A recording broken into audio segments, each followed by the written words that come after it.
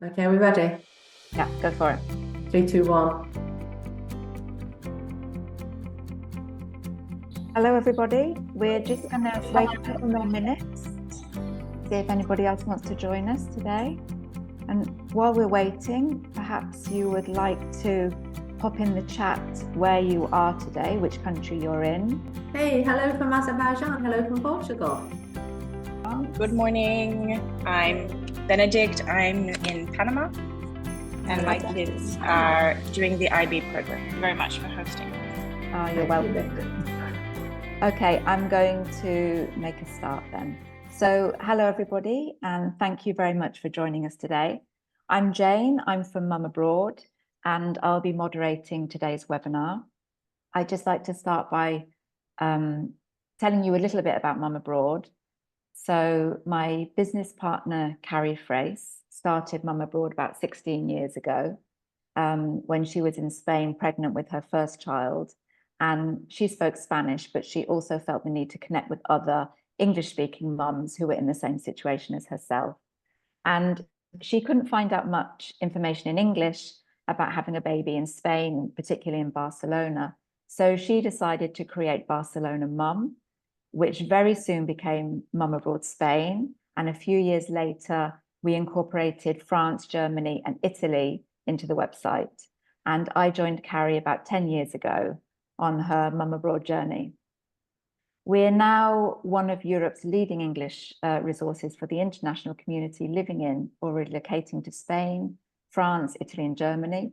And we are a trusted voice and go-to source of information for parents who are navigating all aspects of life abroad. So welcome to this webinar, Higher Education, What to Study and Where. If we can have a look at the next slide, Louise. We're going to be looking today at top British, European and Canadian universities for international students. So Mum Abroad has grown organically over the years, really as Carrie and I have matured ourselves and our lives have changed. And we now produce a lot of content about middle-aged menopausal women whose children are teenagers and are thinking of leaving home. I'm based in Spain, as I mentioned. I have 3 children of my own. They're 20, 16, and 13. And when my eldest, who's a girl, she started thinking about university, she was convinced that she wanted to go to the UK. And she wanted to study medicine. And because I'm from the UK and had been to university in the UK, I just thought that I could help her do her application. But what I hadn't thought about was the fact that that was over 35 years ago when I applied. And although many things are still the same, there are, of course, a lot of differences.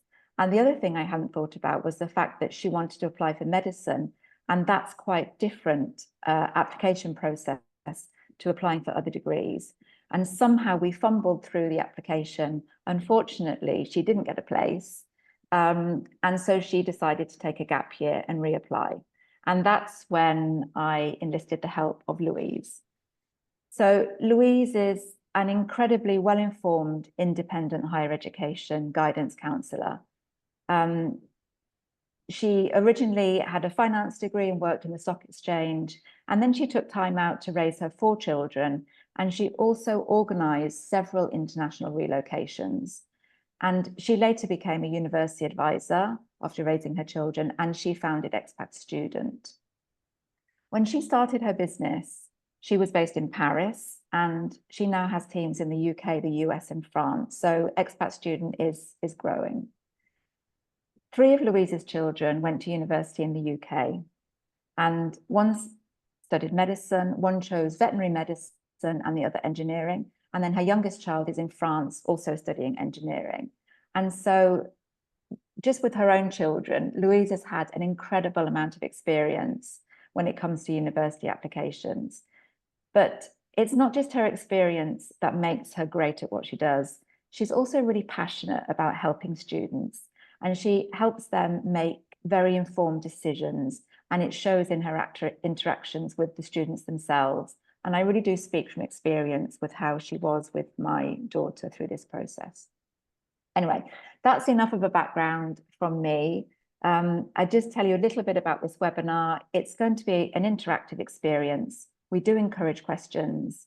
We'll have some time at the end of each section for you to ask questions about that specific section if you have any.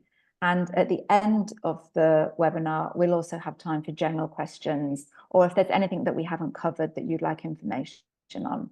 So feel free to pop questions in the chat as we go along if you prefer, or you can put your hand up at the end of a section and ask your question yourself. So that's it from me. And I will hand you over to Louise and she can introduce herself formally. Thank you, Jane. Thank you for your kind words. So as Jane says, I am originally British. I have lived in France, in Norway, and in the United States. I have 4 children. 3 of them went through university. I'm still going through university in the UK, and one of them is doing a French Grande École d'Ingénieur. How did I start expat student? I started expat student last time I lived in the United States, realizing that a lot of international children my children were French, did not just want to go back to their home country for higher education. They wanted to continue learning in an international environment in the English language where a lot of them had been schooled. And the perfect choice was the UK, but unfortunately quite a lot of the schools did not have great university counsellors to help them along that pathway. So I helped my children, then I started helping friends' children. Then I decided to go and take exams and take courses in all of this. And from that, expat student was born. So expat student started in 2015, we started working on it. 2018, the company was created. And as Jane has said, we have teams in London, we have teams in Paris, and we have a team, me, in the States at the moment. Okay, I'm building up Expat Student LLC, which is going to be the American version, which is the American version of Expat Student. Hold on, we have just somebody else arriving. Okay, so when Expat Student was created, this was before Brexit, and most of our students wanted to go to the UK for their studies. Brexit came along, and obviously, as you probably all know, prices changed for education in the UK, and we then opened up and found that there are actually lots of very interesting courses, very interesting universities outside of the UK. And this is what today's webinar is going to be about. It's going to be about the different choices that your child has for studying. I have not covered everything. I can't cover everything. If I cover everything, I will be talking to you all day. And I'd be very happy to do that because I love what I do. But we've got an hour. Okay, if there are any universities that we're not covering, please drop me an email and we can fix a call and chat about what if you have a certain plan for your child, we can fix a call and talk about that plan. Okay, let's start. So as I was saying, since Brexit, there are a number of choices for students and where they want to study after their 18 exams. Surprisingly, we were just doing statistics about this year's entry this year, and the UK remains a very popular choice. Okay, it's still the first choice for expat students. 75% of our students this year chose the UK. Within the other 25%, we've got the Netherlands, we've got France. Elsewhere in Europe, I'm going to talk a little bit about Spain, about Italy, Canada, and then we're going to have a section on health studies, which is medicine, vet med, dentistry, etc. Okay. Right, studying in the UK, popular choice. Literally thousands of international students go to the UK every year. Why do they do that? They do that because within the UK, there is a huge choice of courses and of universities. You can study business, you can study finance, This year, I have students studying English literature. I have students studying in ancient history. You can study what one might call a useful degree, engineering, vet med, business, etc. But you can also study your passion, and they are quite often the most interesting courses to help the students choose, because there's such a choice. And when you're passionate about something, you really want the course that suits you. Okay, so huge choice of courses in universities. The universities go from the most well-known university, LSE, Imperial, etc., all the way along the spectrum to some very small niche colleges that are very good at what they do. So you've got this huge choice. It's really difficult to know which university is good for what. That's where we come in. We know, if you come along and say a subject to us and tell us the grades of your child, we know which universities would be the best for him. Okay, within all these universities, there are, of course, if you look at the rankings, the QS World Ranking, there are a large number of UK universities within these. Si tu me dis que tu es rentrée à 17h à l'hôtel, il va falloir t'occuper. Okay, Stephanie, I think you've left your Sorry. microphone on. Okay. Okay, let's get back. Within these universities, a lot of them are very well ranked. If you look at the QS World Rankings, which is the world ranking, and there are a lot of very prestigious universities. Here are just a few of the most well-known names.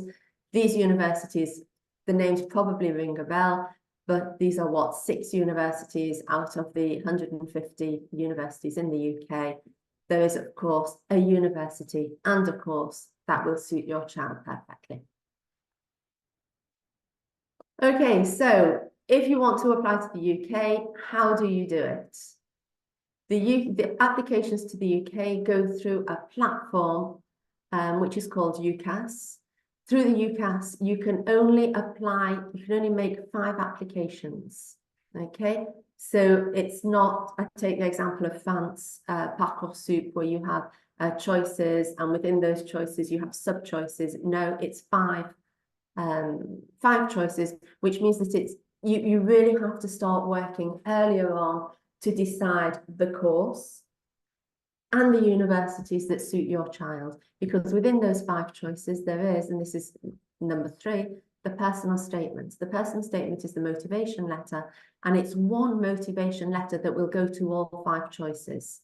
So we cannot have one choice which is history and another choice which is engineering, because the motivation letter won't cover them both. Okay, so the personal statement is 2/3 of a page, and it shows, it's not, I don't know if some of you are American or applying to the American system. The American system, it's very much about the child's passions, the child's out of school experience, the child's personality. UK is not like that at all. It's very much about why you want to study the subject, what's brought you through that, through your schooling, what subjects have you studied that have brought you to decide that you want to study business, engineering, ancient history, whatever, and how have you done more than just schoolwork, and what extra books have you read, what clubs have you been in, have you gone and done a work experience? We put all of that into the personal statement. Then we have the predicted grades. Okay, the idea of predicted grades is very British. Okay, so it can be quite difficult for an international student to get their head around. A predicted grade is the grade that the teacher thinks that you will get on your exam results. So don't forget, we'll be inputting doing your application in October, November of the final school year, and we're asking the teachers in October or November to already look and say, well, we think that in his IB, in his APs, in his French baccalaureate, in his bachillerato, we think they're going to get these grades. Okay, so we have quite a big job often with the teachers to explain that this is not a minimum grade. It's not, oh, we think they're going to get at least a B. We have a long conversation with the teachers to try and explain, what do you think that they can get if they keep on working well, if they do, what's the best that they could get, within reason, obviously, but it's not, oh, we'll get at least a B. It's, oh, if he keeps on working, I think we'll get an A. We want the A, not the B. And then the teacher will explain all of this within the teacher's reference. We usually apply to the UK within the first term of the last school year. Okay, the deadlines are the 15th of October for anything that's an application to the two universities, Oxford and Cambridge, and also any applications to all the health sciences, such as medicine, dentistry, and vet med. 15th of October is really early. Kids are only just back in school after the long summer holidays. They're just getting back into it. The application really needs to be perfected during the holidays so that we can get back to school and get the application in before the 15th of October. Any other subjects, the application deadline is always the last Wednesday in January. Okay, that does not mean that you can start thinking about the applications in January. Okay, this is the last Wednesday in January is what they call the equal consideration deadline. It means that any applications that come in before that date, the university promises to take a look at them. Okay, we like to apply, and we would advise your student to apply in November, December, as soon as he can get the predicted grades. It shows that he's organised. It shows that he knows what he wants. It shows that he's done his personal statement. And also it allows your child, once the applications are finished, to just concentrate on their final year at school. We all know that the IB is a really difficult subject. For example, the A-levels, the French bac. The kids are all going to have an awful lot of work in their last year at school. They need to get their applications out of the way so that they can concentrate on their school year, but also concentrate on any other applications that they might be doing in their home country. The Americans, as we know, will be doing their college applications all the way through to January, February. The French will only just be starting their Parcoursup application in December, January. If we can have got the UK and any other applications out of the way before Christmas, it leaves time for everything else. Okay. There is a comment in that says also the preparation of exams just as ESAT. Great question. There are some courses at the in the UK that are going to ask for extra exams. If you're wanting to study medicine, you need to do the UCAS. For some of the Oxford and the Cambridge applications, there are going to be extra exams to be done. It's really interesting to do those exams, to prepare for them over summer so that the exams can be taken within the deadlines and then the child can move on. Okay, let's move on to late applications. Okay, is it possible to submit a late application after the January deadline? Yes, it is, especially as an international student. Lots of universities, lots of the most prestigious universities, King's, UCL, LSE, will close their application deadline on the 31st of January. But lots of great universities, Bath, Bristol, Warwick, can stay open after the 31st of January to accept applications from international students a little bit later on. Okay, let's move on to the annual cost of studying in the UK. Different universities, different courses, everybody decides their own tuition fees. Just as a vague idea, international relations, you'd be looking between £20,000 to £30,000 a year. Business courses between £22,000 all the way up to £38,000 per year. History, English literature, probably lower. Engineering, everything that needs a lab, probably higher. And medicine and vet med are the most expensive. You're talking £40,000 to £45,000 per year. Remember, you have to add on the living costs to these amounts. These amounts are just tuition fees. Afterwards, there is accommodation, there's food, etc. Fanny, you've left your microphone on. If you could turn your microphone off, please. You have to add on accommodation, food, etc. Where you live, again, the cost will change. London accommodation can be anything between £12,000 to £20,000 a year. If you are living in Warwick University, for example, it would be more £7,000 to £9,000. Okay. Little comment, I don't know if we have any Brits with us today, but if we do have any British students who are living in the EU, there are lots of questions about home fee status for the Brits. Of course, you can contact me directly to talk about it, but there are 3 rules for a British student living in Europe. To get home fee status, we need 3 things. They need to have Fanny, you've left your microphone open. Could you turn your microphone off, please? Can I do that? Yes, I can. Okay. We've just turned the microphone off. They needed to be living in the EU on the 31st of December 2020 when Brexit went through. They need to be living in the EU for 3 years before they start their course. And the last thing, they need to start their course before the deadline of 2028. If your child is a British passport holder and has all these things, they get home fee status. The universities might fight it, but they get the home fee status. Right, let's move on. I just jump in there, Louise. Yeah. Just jump in there a minute while you're talking about Brexit and home fee status, because it's something that it's the main preoccupation of the British who talk to us about university applications. It's not clear between universities, because my daughter actually got an offer as an international student, and it was clear that she was a home fees, status student.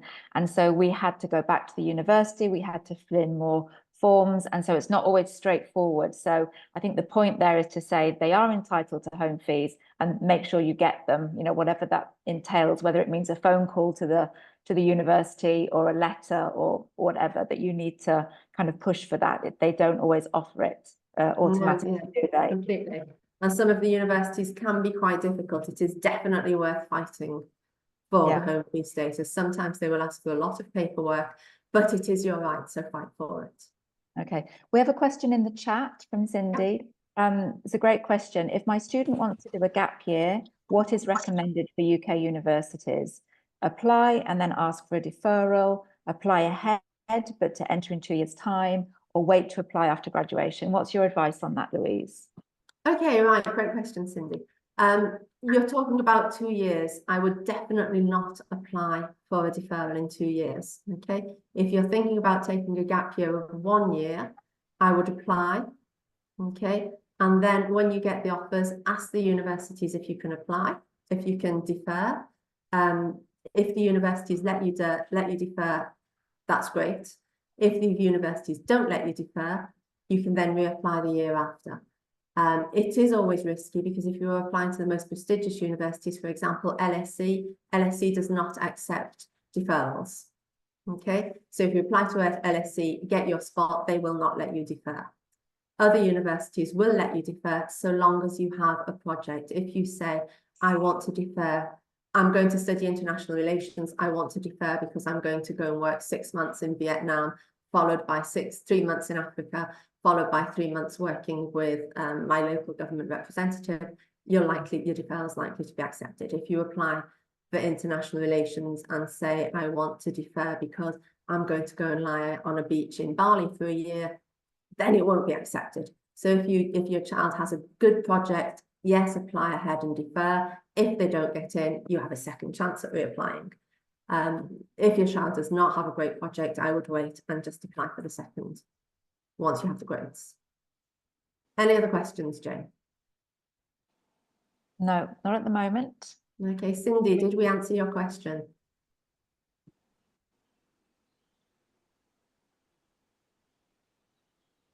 Okay, I also see another question about the French back, the BFI, the XOIB.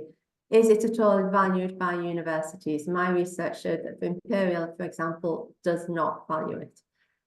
That's an excellent question. I don't know what your first name is, but it's a great question, because the BFI, XOIB, I know we're being very specific to the French here, just give me a couple of minutes. It's a great course, okay? It's really interesting.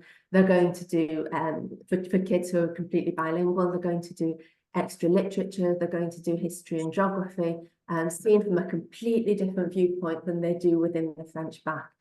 academically, intellectually, it's a great course to do. Okay. However, if your child is scientific, there's an awful lot of literary subjects in the BFI. You really need to think about whether it's going to help your child improve their grades, or is it likely to bring their grades down? Okay, lots of universities, excluding Imperial, lots of the universities that are very good at literary subjects, for example, will give a lower offer to BFI students. For example, for certain courses, it might be moyenne générale, overall average of 16, or overall average of 15 for the BFI students. Not all universities do. Okay, for example, if you've given the example of Imperial College London, they're going to ask to get the same grades, and it is, in my point of view, much more difficult to get this 16 in the BFI than it is to get a 16 in the normal French bac, because of, unless they're of course very literary, because of the extra literature, the extra history and geography, the extra workload, okay, the extra percentage that's going to be exams, and the fact that their English needs to be a much higher level than if they were just doing English LVR. I hope that answers the French person's question. Yep, I know, right, 100% agreed. Okay. Right, shall we move on to the Netherlands? Yep, okay.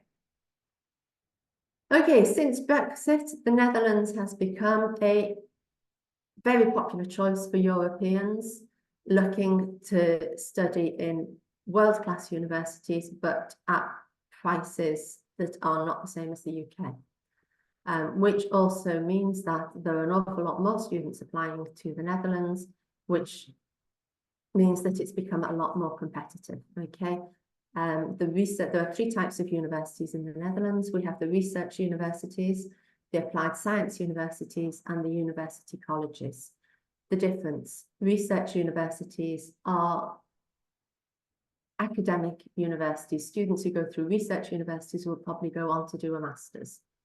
Applied science universities will take students with lower grades.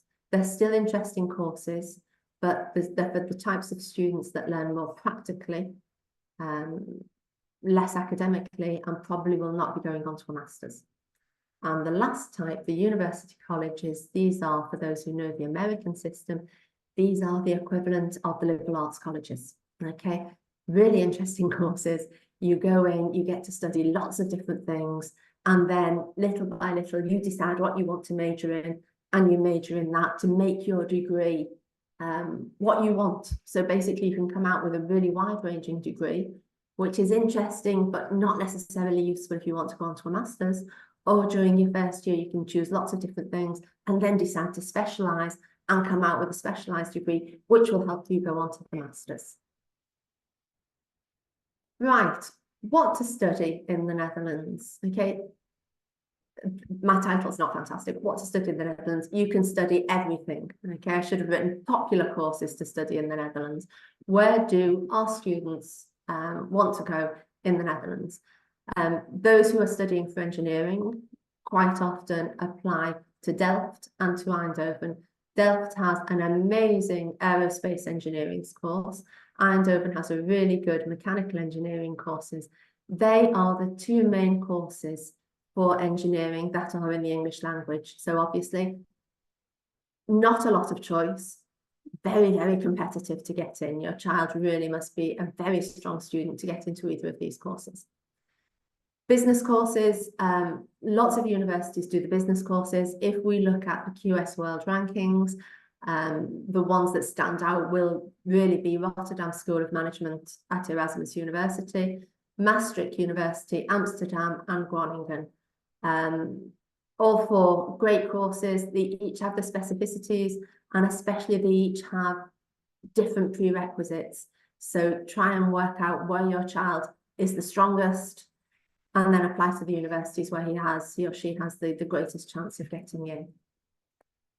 Other popular courses, international relations. I mean, the Netherlands, great place to be for international relations. We've got Maastricht, we've got The Hague next to it. We're not far from Luxembourg. It's a great place to be to study international relations. Leiden and Groningen universities for me are the two that stand out as really the best international relations courses. Take a look at them, they're really interesting. Psychology is another popular choice. Lots of universities. For me, Amsterdam is the one that does it the best. So, how do we apply to Dutch universities? Again, there is a platform. We have the UCAS platform for the UK, where everything went through the UCAS platform. For the Netherlands, we have StudyLink. It's not quite the same thing. StudyLink is a kind of funnel. So the students put their applications into StudyLink, it goes through the funnel, and then they each get dispatched to the universities, to each university, and then everything else is dealt with by the university. Whereas through UCAS, everything was dealt through UCAS, through StudyLink. Once it's gone through this funnel and been separated out to its 4 universities, you no longer have anything to do with StudyLink. All the application process, the paperwork you have to send in, the tests you have to do, any essays you have to write is done directly with each different university. Why is there this funnel called StudyLink? It's to oblige you to only apply to a maximum of 4 choices. Okay, you can only have 4 choices, and within those 4 choices, you can only choose 2 of the most popular courses, which are known as numerus fixus courses. So, for example, within business, if your child wants to study business, the universities I mentioned before, Maastricht, Rotterdam, etc., are all numerus fixus. So they would have to only be able to choose 2 of those, and then 2 extra courses.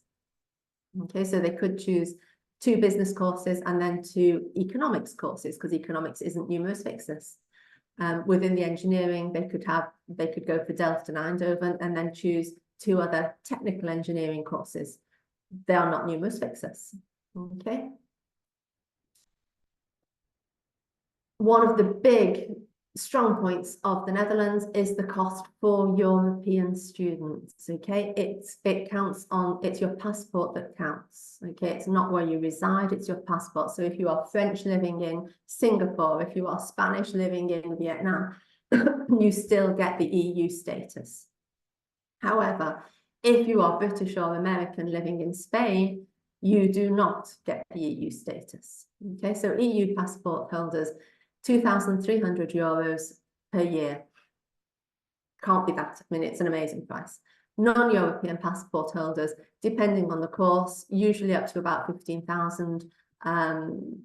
Engineering's a little bit more, but these are just the amount, the vague idea of the amounts.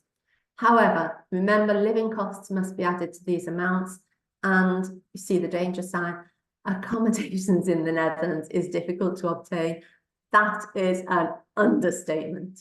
Accommodation in the Netherlands is a nightmare. Okay, so if you do want to go to the Netherlands, you, as a parent, you have to be incredibly proactive as soon as your child gets accepted to be looking for accommodation. You cannot just roll up in August and hope that you're going to find an apartment in Amsterdam. You will not find it. Also, the universities from last year onwards refuse to enroll students who do not have an accommodation, because in the past few years there have been kids signing up for the universities living in youth hostels, living in some really dangerous places. You know, we've heard stories about kids in tents while they've been looking for accommodation. If you do not have accommodation, you cannot enroll. Okay, when to apply to Dutch universities? We've spoken about these numerus fixus courses. The numerus fixus course deadline is the 15th of January. Okay, every other course fixes its own deadline, which means you really do have to be on the ball, check out the different courses, the different universities follow their deadlines. Some of the university colleges have early bird deadlines, so that can be November. Okay, so, you know, for example, the University College of Utrecht has an early bird deadline the 1st of November. You really have to be on the ball. Other courses that are non-numerus fixus will be accepting students up until March or April. So keep your eye and, you know, check the different courses. Right. This is a new one that I'm talking about, the studying in, Can yeah, I sorry, interrupt you a moment, just at the end sorry, of, Jane. I have a couple of questions written down. One is, you were talking about the issues with accommodation, which I know are really, you know, it's a really difficult situation for new students. Do universities offer their own accommodation, or do you have to find it apart from the university? Okay, some universities do. The university colleges have got you covered. University colleges have accommodation. So it's a bit like going to the UK, first years all get accommodation.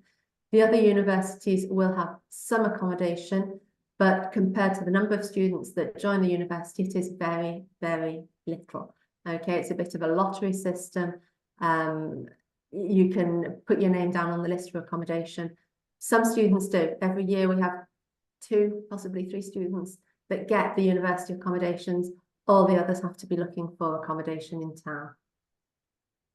Okay, and another point, just to clarify, these university courses that you're talking about in Holland, do you need any kind of Dutch to do them, or are they 100% No, English? the only courses that we deal with are the 100% English language courses. You do not need to have any Dutch.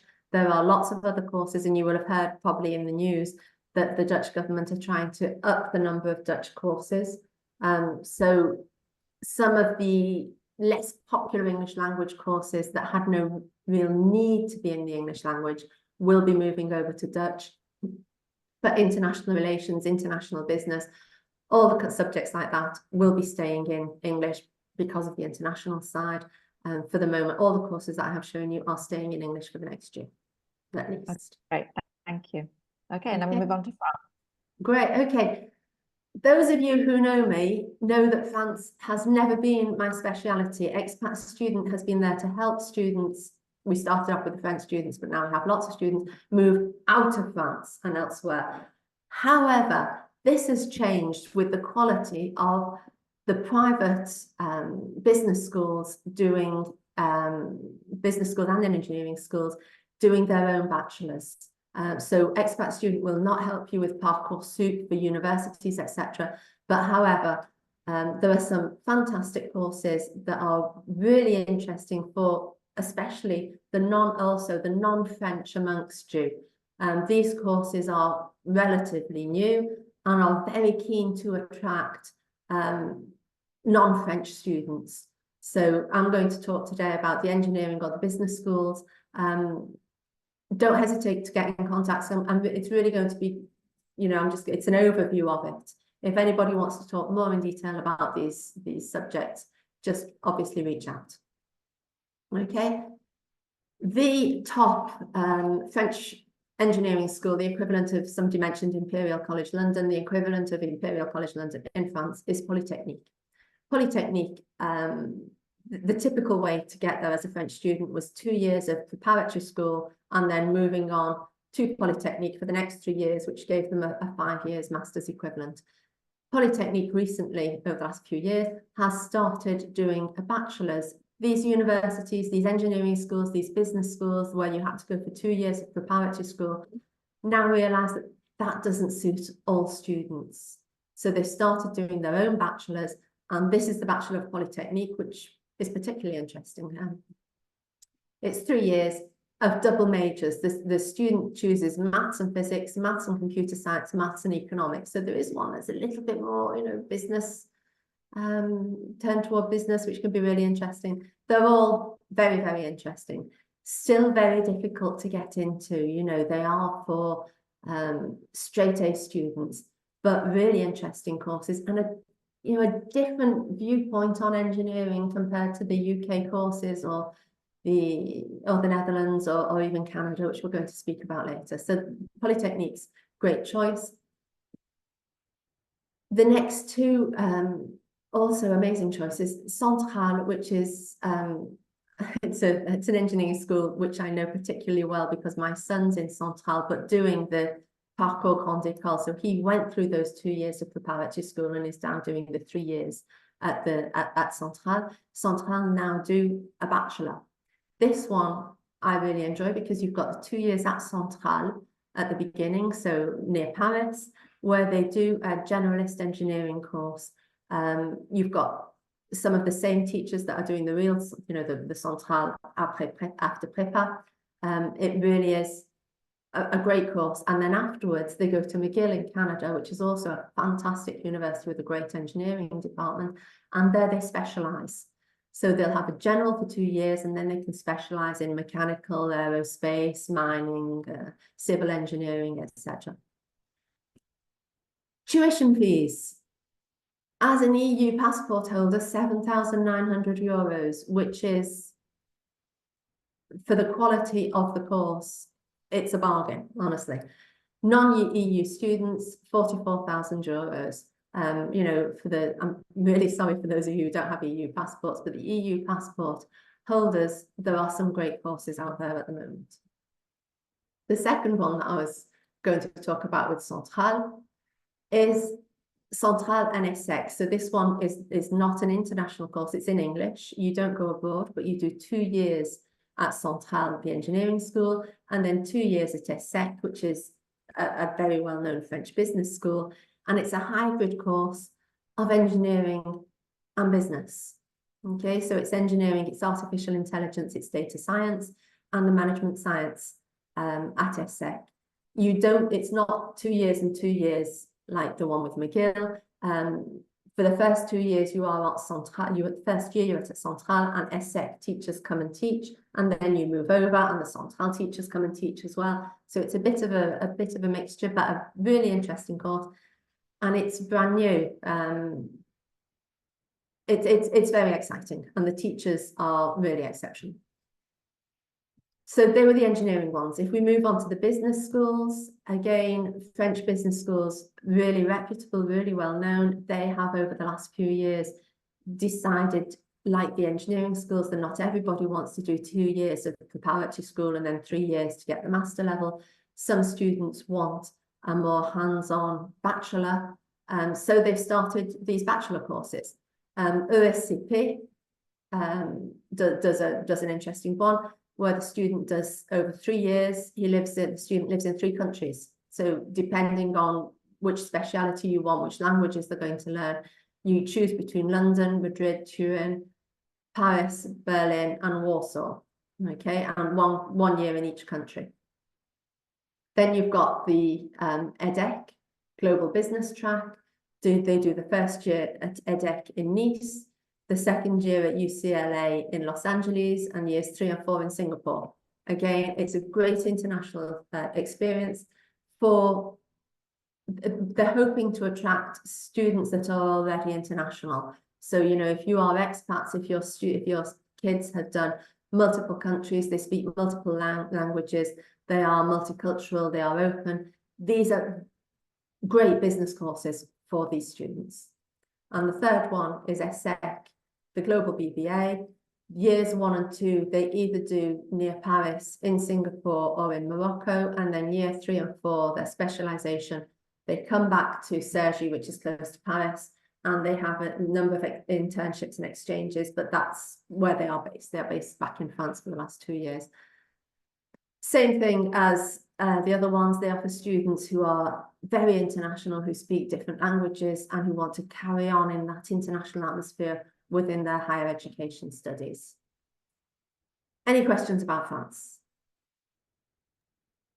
Louise, I'm wondering, you talked about the engineering degree at Centrale and McGill. I was just wondering, what happens to the fees? You gave us the prices for the first 2 years. What happens? They stay the same. They stay the same. Let me go back and find it. Tuition stays the same. Okay, they've done an accord with an agreement with McGill, and this is what the tuition fees will be for the whole 4 years of the course. Okay, that's great to know. Thank you. My pleasure. I don't think we have any other questions. No, I'm not seeing anything in the chat. Right, let's move on. I can't do all the universities in all the countries of Europe or elsewhere. So I went through the stats of what were the most popular universities for our students this year, and this is what we came up with. So I'm just going to talk about Bocconi, IE Madrid, and ESADE in Barcelona. Bocconi is in Italy. in Milan. It's an exceptional economics, finance, management university. It's very academic, okay? You're not there to be doing hands-on practical things. The first year, as one of my students said to me today, he just ate mathematics. He did nothing but munch on mathematics for the whole of the first term. It's very academic, okay? And their selection process to get in is also very academic. So that sort of sets the tone straight up there. Bocconi, 3 application sessions per year. The first one in September, the second one December, January, and the third one towards Easter. They select the kids on the grades from not the last school year, the 2 years before. Okay, so for the French, that's première and seconde. For the Brits, that's year 12 and year 11. For the Americans, it's grade 11 and grade 10. So that basically their school reports have to be stellar. Okay. They also have to do a test. Okay, so there's there's Bocconi's own test, which they can do, or they can do the standardized tests such as the SATs or the ACTs. I'm going to be quite clear, your student needs to have great grades. There's no point applying. Yes, we do a motivation letter. Yes, we send in a CV, but what Bocconi are looking for are the students' grades and their results on the tests. Okay, they do obviously look at the letters, at least we hope they do, the letters and the CV, but what really counts are the grades. Moving on to Spain. 2 main universities in Spain, i.e. University of ESADE, even if I'm actually beginning to really like St. Louis University as well, which is an American university that's come over to Spain, but let me stick with, don't let me get off subject, i.e. and ESADE, i.e. Madrid. A great university, no, it's not a university, it's a great business school, and I say that on purpose, a great business school. Its aim is to prepare students for life in the business world. Okay, so when you look at the course, there's lots of internships, lots of they have lots of visiting professors, people who are high up in industry. You know, you might get the head of marketing of a huge multinational that will come and do courses for a term. You can get the head of human resources that will come and give lessons about human resources. But they have academic professors, but they also have an awful lot of visiting professors who are very well known in their area. The students will do lots of work experiences, even work experiences that they will do within the school. You know, companies will give jobs, work experience, internships to be done. And in the first year, the students can do those within IE so that they still have teachers keeping their eye on them and checking on them. It's a great university for students who do not want to be overwhelmed with academics.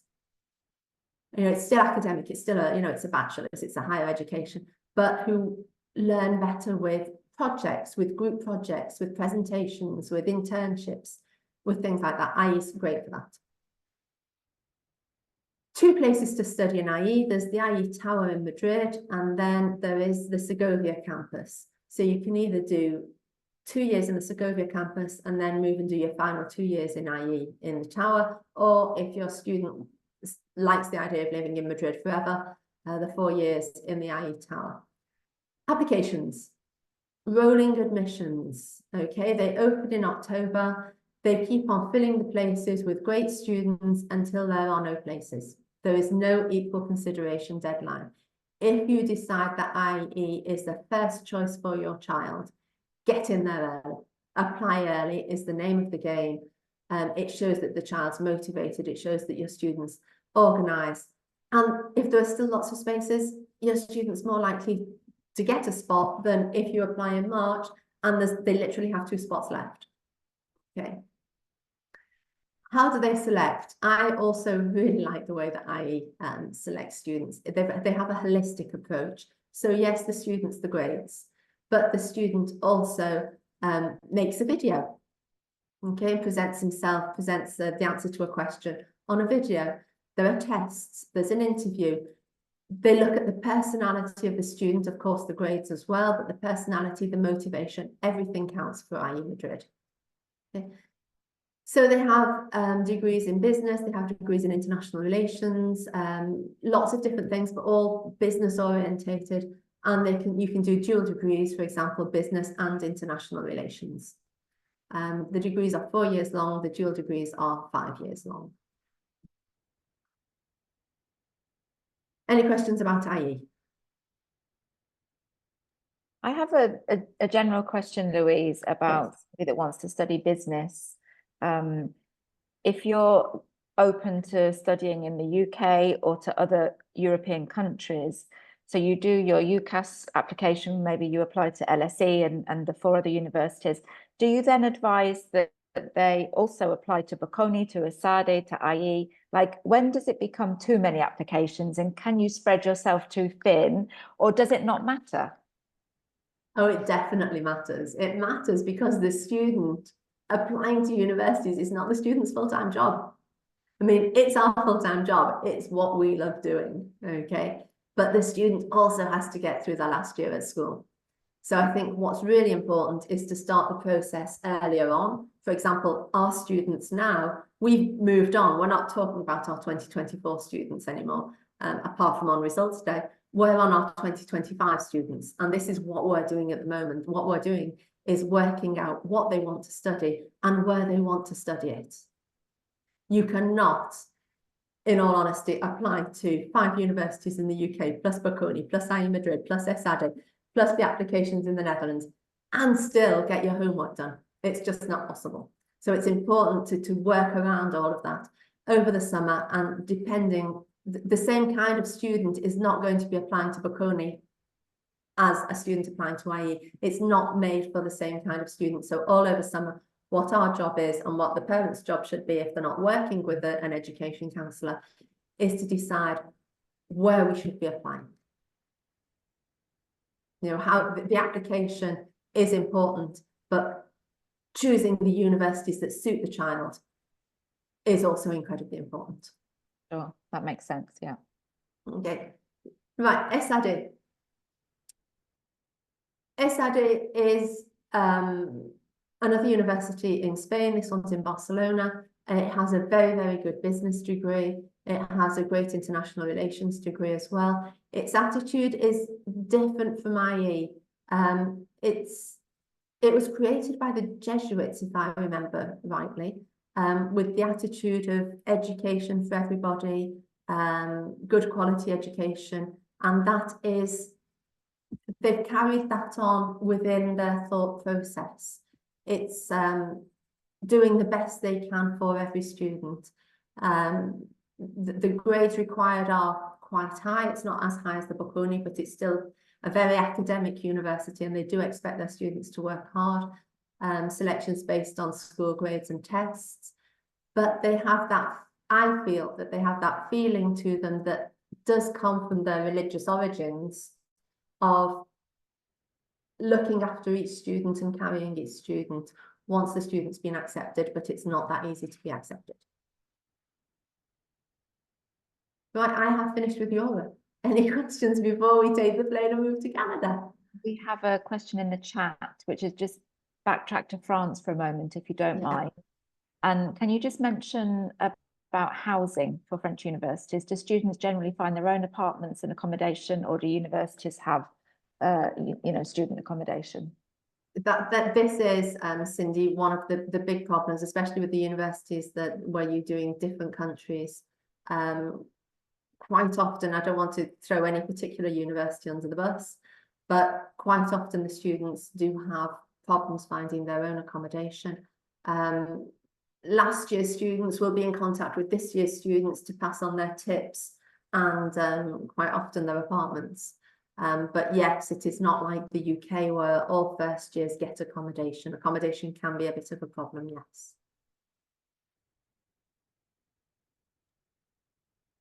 Okay. My pleasure. I think that's it for Europe. We can move on to Canada, Louise. Okay, Canada, here we come. Canada, huge, huge country, obviously. Okay, it's as if I was talking to you about Europe. We're going to split it into 2 parts. Montreal and the rest. So let me do the rest.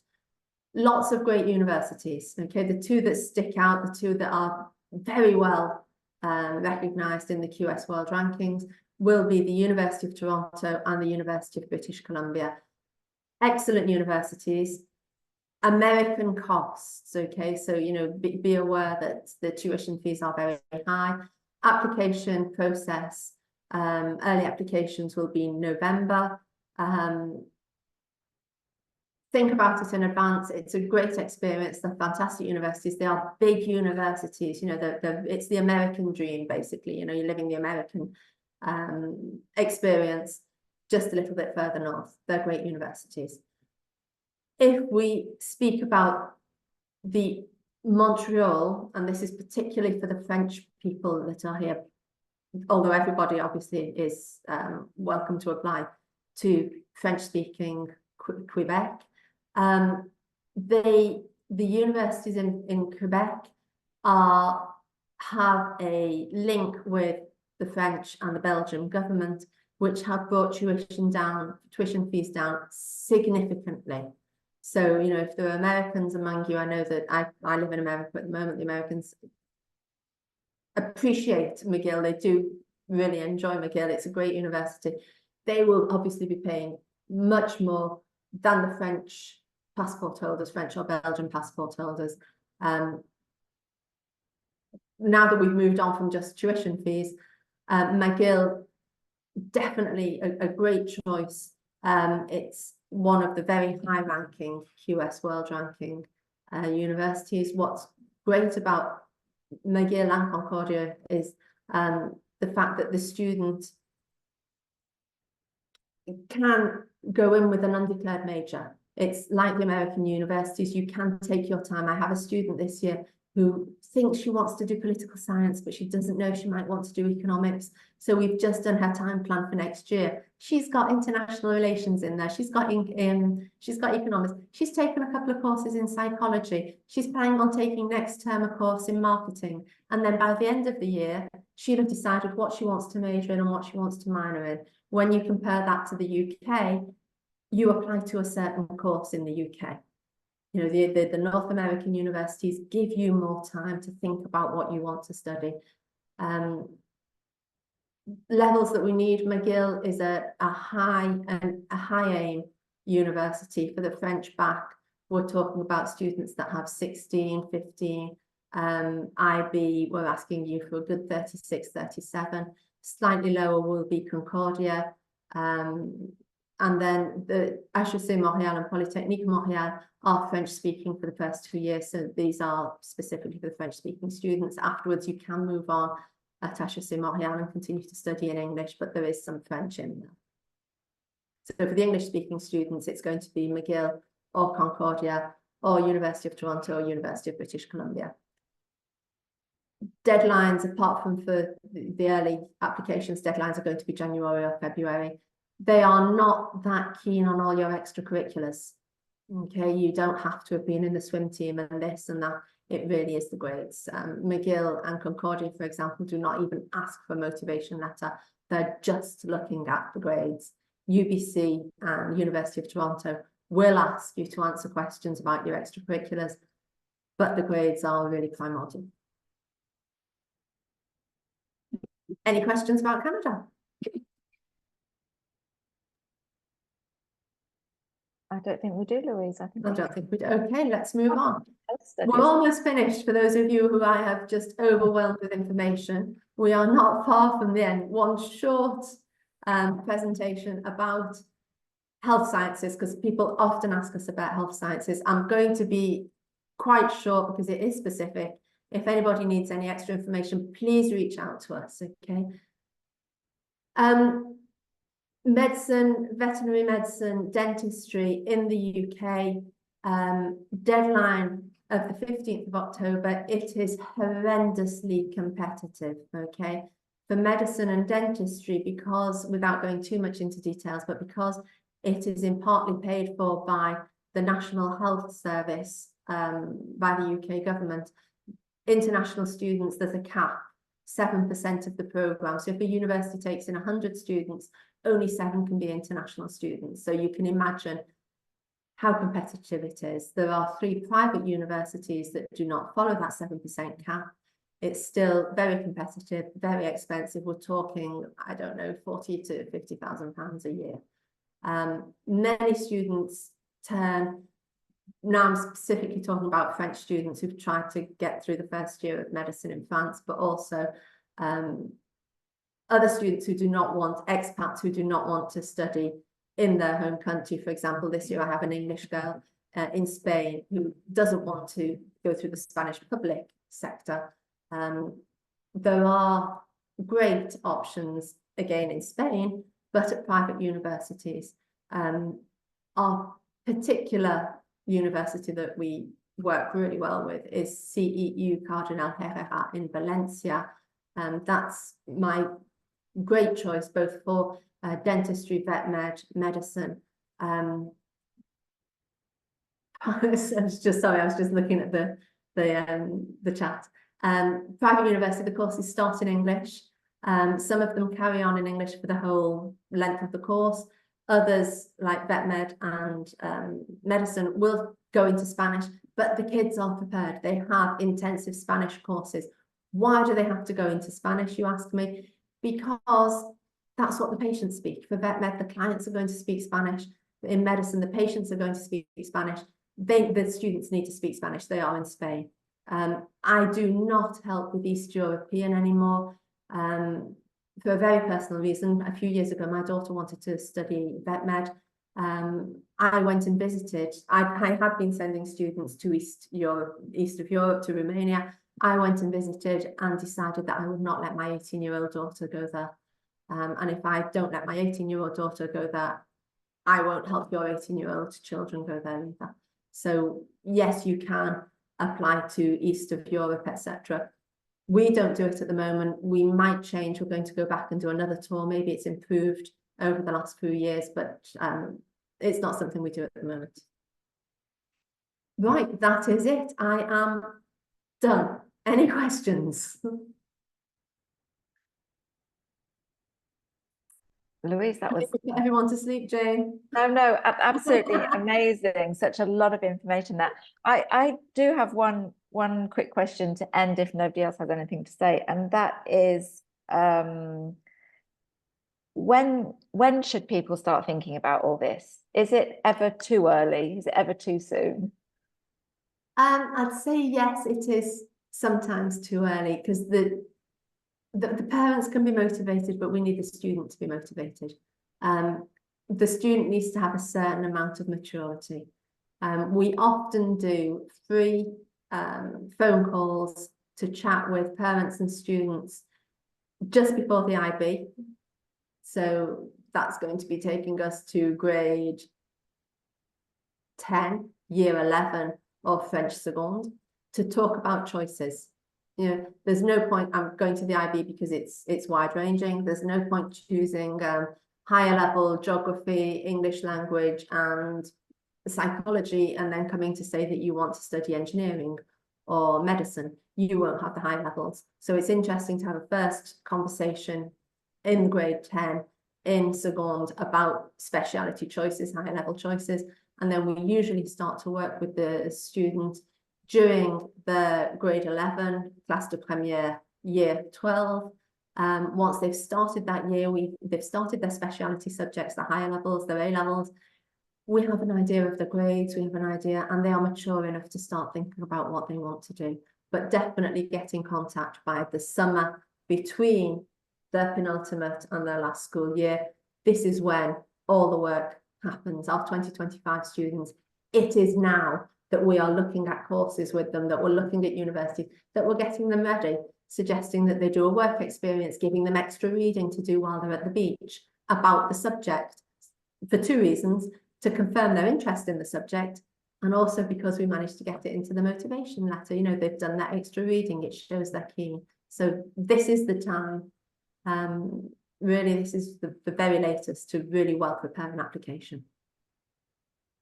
Okay, so just one last call for questions. Does anybody have anything that they want to ask before we close? Okay, Well, so thank you, Cindy. That was a fantastic overview. Thank you so much, she says. Thank you too. that's a lovely comment. And also another one. It is surprisingly not that easy to get a nice and brief condensed summary like this from schools. Lots of valuable information, a good starting point. So thank you very Thank you much so much. for that. That's a- Everybody, I mean, let me just go on to the last page. There is our email. If you have any questions that you haven't dared ask, reach out to us. We do, as I've said, we do free phone calls just to chat through options, thoughts for your child. Just reach out to us with any questions that you have. Yes, you will get a replay of the webinar. Our technical department does that, not me. It will happen during the week, but there will be a replay sorted out. I now need a machine to read my teenager's brain. No, you don't. You need somebody outside of the family to talk to your teenager's brain, okay? Another reason to take an independent education consultant is that it's not family. We get to talk with them differently. They behave differently with us than they do with you. It takes a lot of pressure off the parents. Yes, absolutely. I second that for sure. So just to reiterate once again, this has been recorded. It will be sent to everybody that has participated, and it will also be sent to everybody who registered for this webinar. So please don't worry about that. Louise has given us an amazing amount of information, and I do also appreciate that she skimmed the surface, and there's so much more to know, but we do hope that that has given you kind of an introduction into what is available for your students. And as Louise said, please do get in contact if you would like to kind of delve deeper, and she offers a discovery call to start that conversation. So thank you very much, Louise, and thank you very much for joining us. Thank you for hosting me, Jane. Thank you very much, everybody. I hope to speak to you soon. Bye-bye. Bye-bye, everybody.